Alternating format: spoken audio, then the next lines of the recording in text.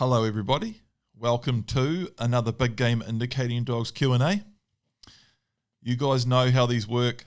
This is Big Game Indicating Dogs Dare Dog Training Blueprint questions from the Big Game Indicating Dogs Inner Circle. These are questions from people who are following the Dare Dog Training Blueprint. The Dare Dog Training Blueprint is a video series where I filmed everything I did to train my own dog. You can find out more about that at biggameindicatingdogs.com, and you can check us out at Big Game Indicating Dogs on Instagram, Facebook, and YouTube. There's a couple of pretty semi-low-key serious ones here, guys. Remember, in these Q&As, I give the answers that I think everyone needs to hear, not only the people that are asking these questions, but everyone listening too, including people that aren't even following the blueprint. Remember, these go up on our podcast. You can listen to them on the Paul John Michaels podcast, and they go up on YouTube. They go up all over the place, and lots of people listen to them. So if I get a little bit serious, remember, these are directed at everyone listening. And some of these questions are actually great because they raise important points in my mind that I can talk about and get information out to people. First question, Chloe. What boundaries do we put in place when playing with our 6-year-old Vizsla? Clover is now 14 weeks old. So she's asking, what boundaries do we put in place with our 14-week-old Vizsla when she's playing with our 6-year-old Vizsla? My note on this is it's mainly common sense, but mainly barking, biting, and overstimulation. So it's a really good question because in the Dare Dog Training Blueprint, we talk about freedom sessions, letting pups spend time with older dogs, having a freedom session in the backyard in a safe, dog-proof area, ideally where you can keep a little bit of an eye on them out the window. However, this, depending on the dog, depending on the pup, depending on the older dog, depending on the situation and the individual's personalities of the pups and dogs, you know, a pup and an older dog playing together can be anything from super low-key to super extreme.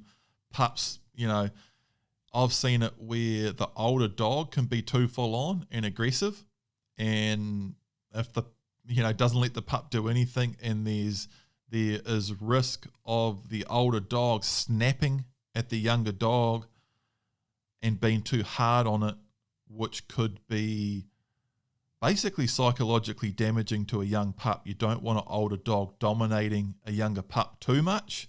Could lead to strange personality things later on with a pup. And it's obviously just not ideal. At the extreme end, it could end up with a pup getting hurt, and actually quite seriously hurt. And I've seen at the other end when you've got a full-on boisterous pup and a super cruisy older dog, and the pup's barking and biting the older dog and swinging off its neck, and the older dog just puts up with it. And that can create an unbalanced dynamic and you know, unhealthy social skills with the pup, where it just thinks it's okay to run up to other dogs and bite them and bark, and it can get out of hand. So there's just this huge variation of potential situations and dynamics, but that's why I say it mainly comes down to common sense. And the main things I would want to, as far as boundaries, what boundaries do we put in place? A couple of barks here and there is fine, but a little bit of playing off and on, even a little bit of playing and play fighting and rolling around is okay, and getting a little bit stimulated and running around having fun is okay, but it's at what level? You know, a couple of barks here or there is fine, and it's normal, and you could say it's actually good.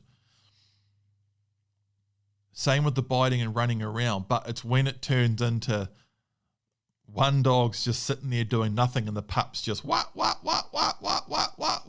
barking for ages, I would want to calm that down.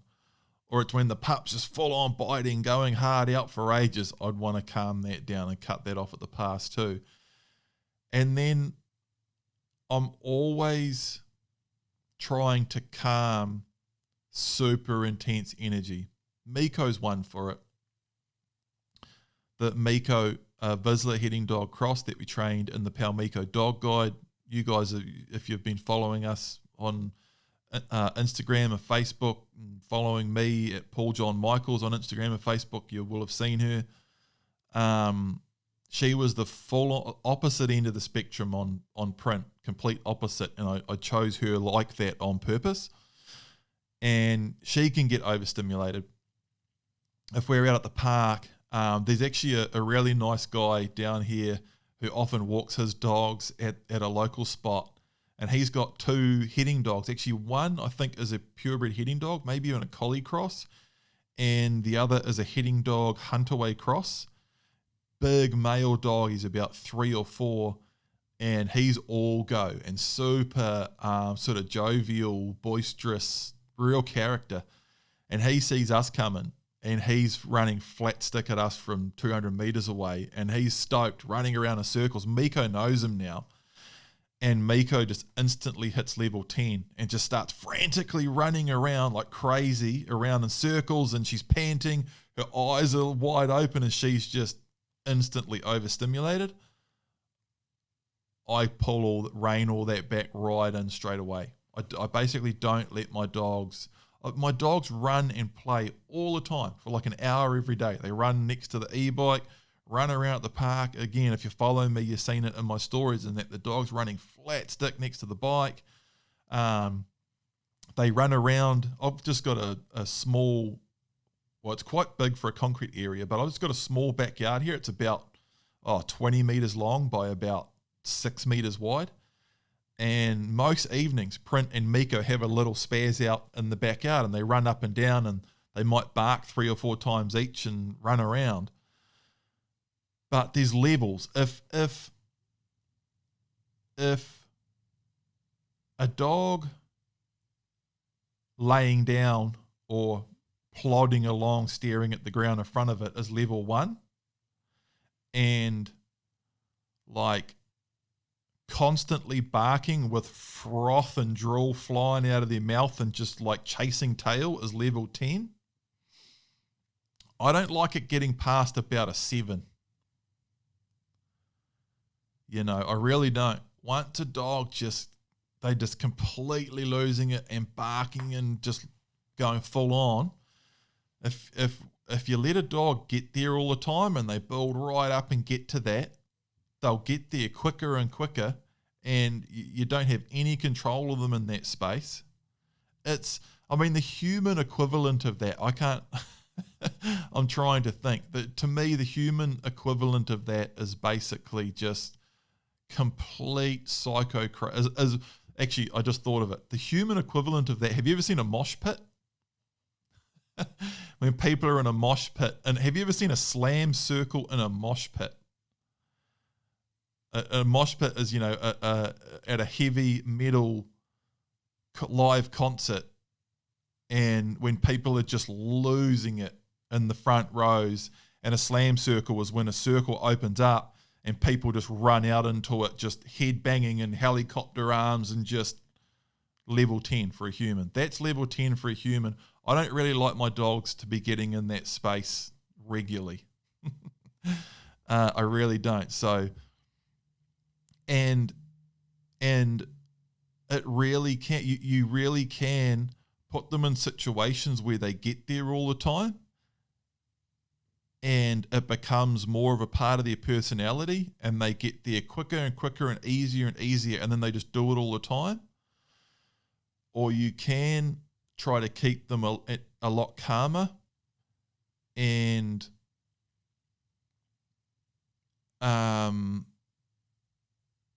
try to nurture a more calm and methodical and thoughtful and attentive sort of a nature from your dog. And you really can mold and change a dog as it grows in that way. I'm a 100% believer of that. One, if you could clone 2 dogs, one person can take it and train it well, give it good exercise, let it play, let it have that fun side, but also create a really good bond and sort of teamwork atmosphere where you're always looking to the dog and the dog's always looking at you, and train it right and get that bond and keep it calm and methodical. And someone else could take the other one and just hype it up and ramp it up and not much control. And those dogs will have 2 completely different personalities and demeanors and sort of ways of being later on in life. Anyway, I'm rambling like crazy here, but that's some super important stuff. So that's it. I hope that makes sense.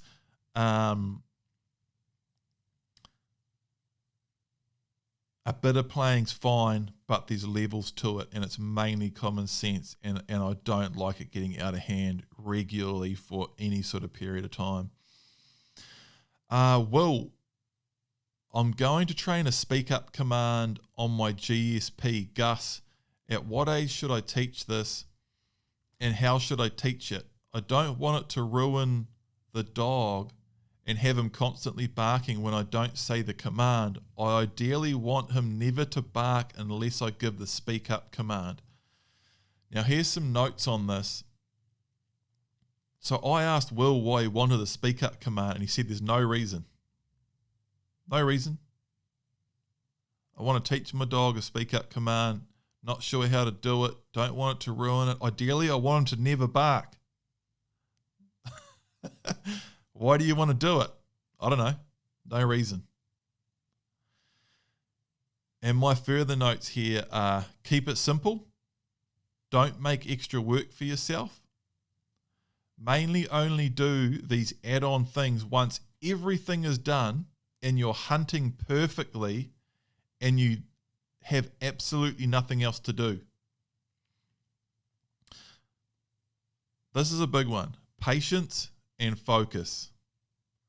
So much of good dog training is patience and focusing on the end goal. Staying focused on the end goal. It's really important. And I've spoken about this a lot before. A common question is, how much training do I have to do? People have watch the blueprint trailer or look at the blueprint page, and we're trying to work it out, and they're reading all about it and all the different steps and everything. They're like, how much training do I have to do? Like, I haven't got that much time. How much? And you can do 90% of it in 10 to 15 minutes, 5 days a week. 10 to 15 minutes a day, 5 days a week. You don't even need to do it every single day. And then you have longer sessions, and you have quite a bit of them. It's probably, let's lean on the cautious side and say you can do 70 or 80% of it in 5 15-minute sessions a week. And then that other 20 to 30% will be longer sessions on weekends or after work and daylight if you have the time in the summer. And there is plenty of sessions that'll take much longer, where you have to do things like introduction to gunfire, scent training, taking a dog out, introduction to water, obstacle work. But the vast majority of it can be done in 10 to 15 minutes a day. So if you've got a lifestyle where you've got a fair bit of time on your hands, most of it after that is all management. I've said this many a time too.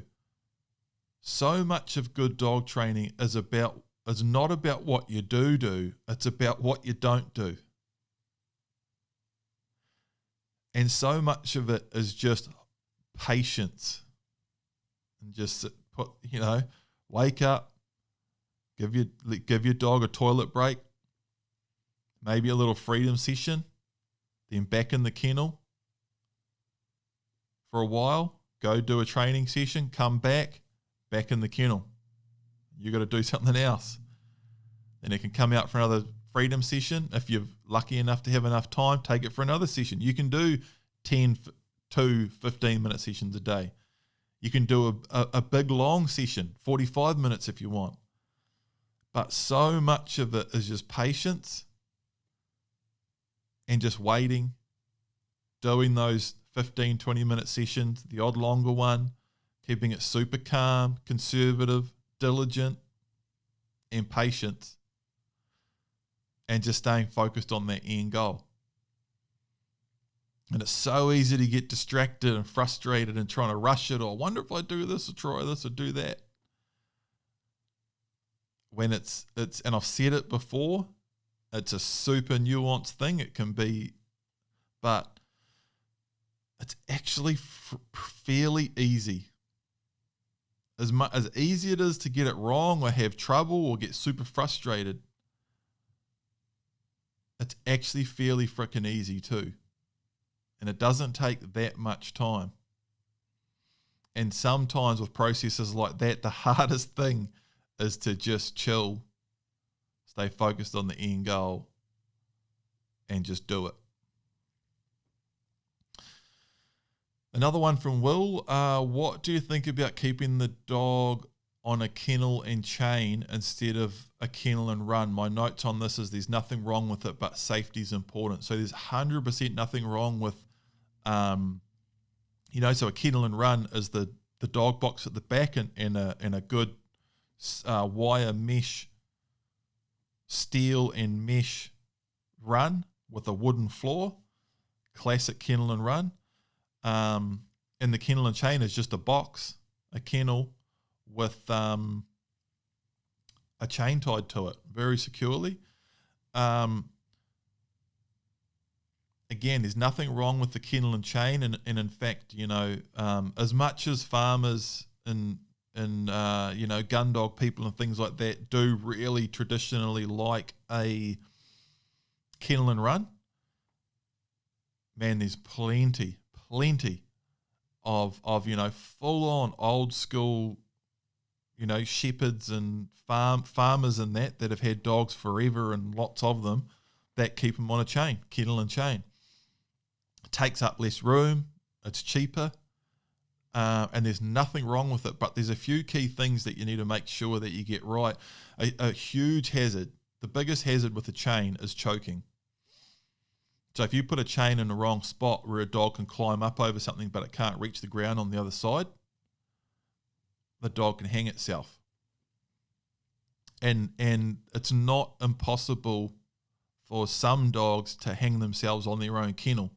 Whatever, there's some dogs that don't do weird stuff like that, but there's always an exception to the rule for any dog. I would never say that dog would never climb up on that kennel, wrap the chain around the leg on one side, end up on top of the kennel one day, and then hop over the other side and hang itself. A real classic design for this is a triangle kennel. It's just an A-frame. And another issue I've seen with chains and kennels is different kennel boxes with legs. So the box is up off the ground and the kennel has legs. If either the dog can fit under the kennel or dig, it could even be like a tiny gap that the dog would never fit under. But if it's on dirt, not concrete, the dog can dig under and wrap the chain around the legs and things. So quite a traditional design for the kennel and chain setup is a triangle sitting with a thick floor sitting hard on the ground. The dog can't climb up can't get on top of a steep A-frame, and it can't get under it, There's other considerations to that, and there's lots of things with a kennel and chain, and there's lots of reasons why a true kennel and run is so popular. But as long as everything's bang on, they're fine. But there's a lot of considerations to it. Elliot, what do you think about the 5 minute per month exercise rule for puppies? I've been told about it, but when I Google it, I can't find it anywhere. I took my 8-month pup for a 4 to 5 hour hike the other day. Is that too much? So, so this, I've shortened a lot of these down for this Q&A. I write these down in a Word document and take notes and get it all sorted. But the 5 minute per month rule for puppies that Elliot was talking about, he explained it further in his question, where he said that someone said to him that there's some rule apparently, and we'll talk about this further, that a puppy should only, if it's 1 month old, it should only have 5 minutes. If it's 2 months old, it should only have 10 minutes of exercise at a time. 3 months old, it should only have 15 minutes of exercise at a time, so on and so forth. The 5 minute per month exercise rule for puppies. And then Elliot said, and he elaborated on this too, I've been told about it a couple of times, but when I Google it, I can't find it anywhere. So it's just some hearsay thing that some dude said, you know, that someone said sometime.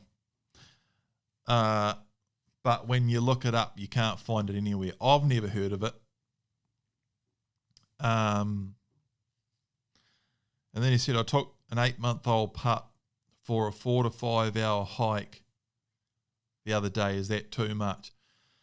My note on this is patience, focus, stay on track, keep your eye on the end goal, and watch the Dear Dog Training Blueprint properly, and watch what I do. It's all in there, man. And I mean, I definitely don't want to fob off any of these questions, and I don't want to discourage anyone from asking any question. There's no silly question, you know, and everyone's learning here, but it comes back to that, you know, and we've had this talk in Q&As before where it's let's not get all over the place with this, and remember, you know, that these questions are really based on, I'm trying this thing out of the Dear Dog Training Blueprint and I'm having this problem. How do I fix this? Once it turns into some guy told me this, I'm doing this thing that's not in the blueprint, what do you reckon about that? It just, we can get all over the frickin' place.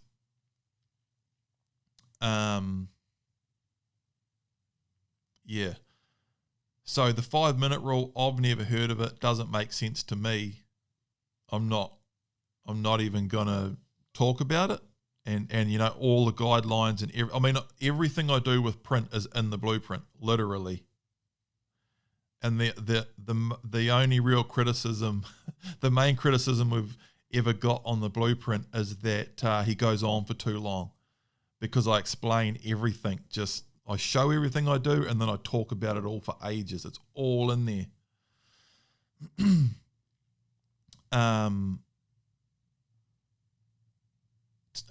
Taking an 8-month-old pup for a 4 to 5 hour hike. Because then on the other hand, this is actually an important topic too, like how much exercise, what do you do? What I can say is that if you do everything that's in the Dear Dog Training Blueprint, you're fine. You know, we start off slow and we slowly build it up. And as far as over-exercising, it's not really a thing in the blueprint, because it's all close. It's all just walking. And we start off with 10 to 15 minute sessions. You know, we don't even go off the section for the first 4 weeks. Then once the pup's 3, most of it, we're actually holding the pup or dog back. They want to be doing more than what we're doing with them. So over-exercising isn't really a huge issue. As far as a 4 to 5 hour hike, is that too much? That could be too much with a certain breed, but more importantly, it's the exact same with people, is that if I do nothing for 9 months and then I go do a 4 or 5 hour hike, I'm probably going to be sore the next day. But if I do 10 or 15 minutes a day for a while, then I do a couple of half-hour ones, then I do a few 2-hour ones, and then I go do a 4 or 5 hour hike. It's sweet. A 4 or 5 hour hike's definitely too much for a 3-month-old pup. A 4 or 5 hour hike definitely isn't too much for an 8-month-old pup that's built up to it and it's fit and healthy, and as long as the hike isn't too extreme. Having said that, though, you can throw a pup or a dog in the deep end with a quote-unquote hike if you haven't done your obstacle work and your water work and all of that, and you're just like, hey, I'm taking my 8-month-old pup that I want to eventually use as a deer dog for a hike today, and all of a sudden it's freaking halfway up a log, falling off, getting a stick jammed up its bum, and next thing it's getting swept down around the corner in the river, and just the shit's hitting the fan because you haven't built up to it. But if you'd followed the blueprint, you'd be good as gold, because we go through all of that stuff step by step. So it's a pretty difficult question, man. It's all over the place, and that's almost one of those things of sometimes the answer to some of these is just follow the blueprint. And if you're asking the questions in this, you've got it. So just hook in. Another one from Elliot. My 8-month-old dog is very full on in a narrow space like a footpath, and other dogs come in the other way. I've tried all sorts to sort it out. What should I do? So this was another long question with lots of details that I shortened down for this Q&A. Again, it's way overthinking it and getting off track. Look very carefully at what I do in the blueprint and how I'm doing it, and try to replicate that. Try to avoid the footpath. If you're ever doing something where you're really running into issues, the first thing to do is avoid that situation.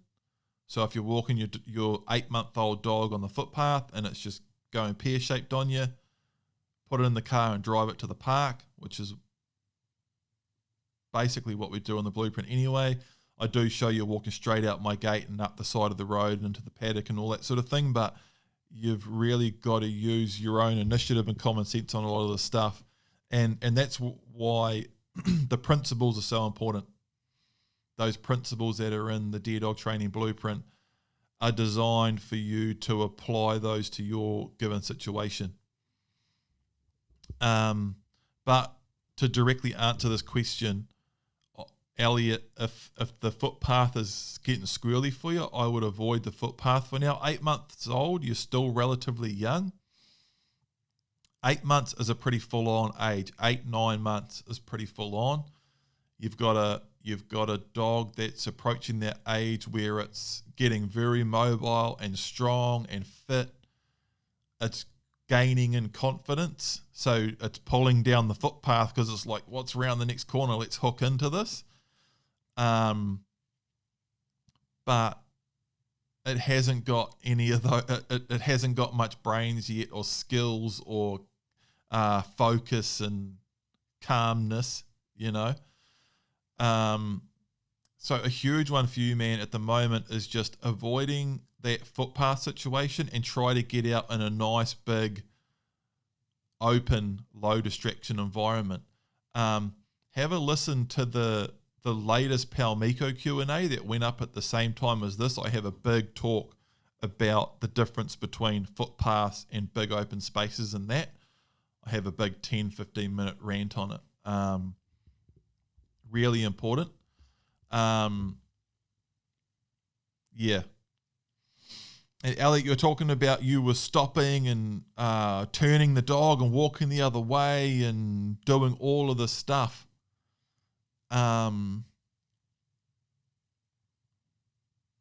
It just seemed like a lot of overthinking and getting off track. And that's why I say, like, look very carefully at the blueprint, what I'm doing, how I'm doing it, and try to replicate that. So if you see me out in a big open space and everything's calm and chill and we're just working through those drills, you've got to do whatever you can to try and get in a situation like that, or as close as you can to that as possible, you know. So hopefully you can get that dog in a vehicle and drive it to a park, or shorten the leash up, get it right next to you and walk it around the corner to the park and just try to get there. Whatever you can, man. You've really got to use your initiative on some of this stuff and just do the best you can to replicate what I'm doing in the blueprint.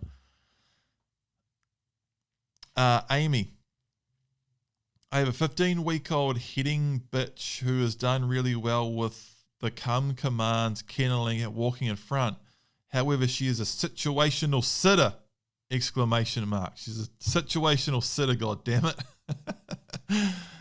She will sit nicely in the backyard to get out of a kennel and in the vehicle and make good eye contact with me. But when I tell her to sit when we are away from home walking on the long line, she is essentially deaf and fixated on all the smells and movements around her. So I'm just being silly, guys. I've done a lot of these. I've got to be silly about it sometimes to entertain myself. So getting her to either listen to me or look at me, we are well off her agenda. Tugs on the long lines or movements by me to get her attention are futile at best. Any ideas greatly received. We're not really progressing. So my notes on this is that's all in the blueprint. You step in and gently push the pup's bum down. Also, the pup is super young, and at this stage, those things you're talking about are all the things you are working on at this stage anyway, and a 15-week-old pup shouldn't have them mastered yet anyway. This is super common, and we've had this a lot in previous Q&As. I had this problem with Print, where his sit was niggly for ages, and I've talked about this in Q&As a lot.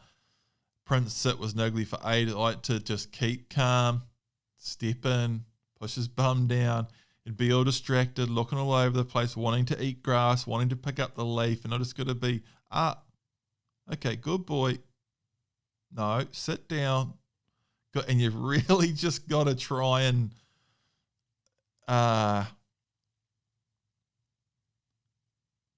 patience, you know. You've really got to have extreme patience and just it's a 15-week-old pup, you know. They're so young. I've spoken about this before, that a fully grown dog has the IQ of a 3-year-old kid. That's a smart one. It's a smart dog is a 3-year-old kid. So a 15-week-old pup is like, it's freaking miraculous that they can do anything at all. You know, so you really just got to be chill and just help them as much as you can.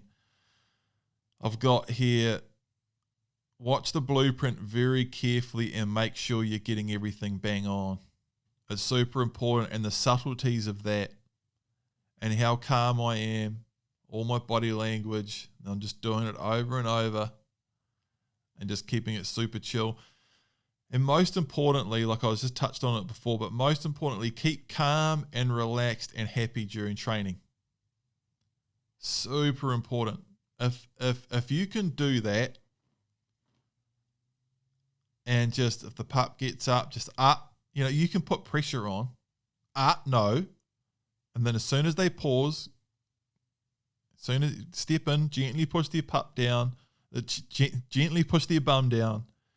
And as soon as they relax into a sit, good dog, and give them a pat, step back, move around. If they get back up, you step back in, push their bum down. As soon as they relax, give them a pat, step back, try to move. They stand back up, sit them back down. Maybe every now and again, escalate just a touch. Hey, sit. And then remember how the whole goal is to switch from pressure back to praise. And super relaxed, and all that pressure's got to come off.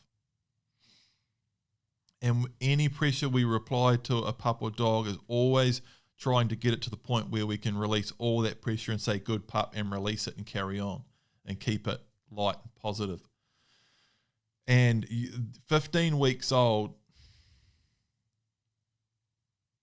you are at the point where you want it to start coming on, but you are at you're sort of at the tail end of the period where what I'm trying to say is at 15 weeks old, it is perfectly fine and acceptable that your pup doesn't have a perfect sit yet, and that you're still doing that whole step in, step out over and over, and it's almost frustratingly, well, it's frustrating, but you just got to grit your teeth and bear it. But I would say, ideally, you're not even gritting your teeth and bearing it. You're just enjoying working with your pup and dog, and it's almost funny that it's not getting it yet, and it goes to get up, and you're like, sit back down. And then when they finally do relax and sit for like 2 seconds or 1 second, you take it as a win, give it a pat, step back. If you can get 1 or 2 seconds again, you release it, take 10 steps, stop and give it a big pat, because it's your pup and you're training it, and it should be fun. That's how it should be, you know. And they all come on at a different time, and we've spoken about this heaps in past Q&As. It's all there in a time code. If you type pup sitting or sit command or go through, or if you can't find it and you want to find them, let us know. We'll help you find them. If you put it up in the inner circle, there'll be people in there that will tell you where they are. You've got those clickable links on YouTube. You can go straight to the exact question. You can search it on biggameindicatingdogs.com. And that's it, guys. Thank you, everybody that has signed up to the Blueprint and the Palmico Dog Guide. Thanks for all the questions. Thanks for everyone being super helpful in the inner circle. And we'll see you next time. Thanks, everybody. Goodbye.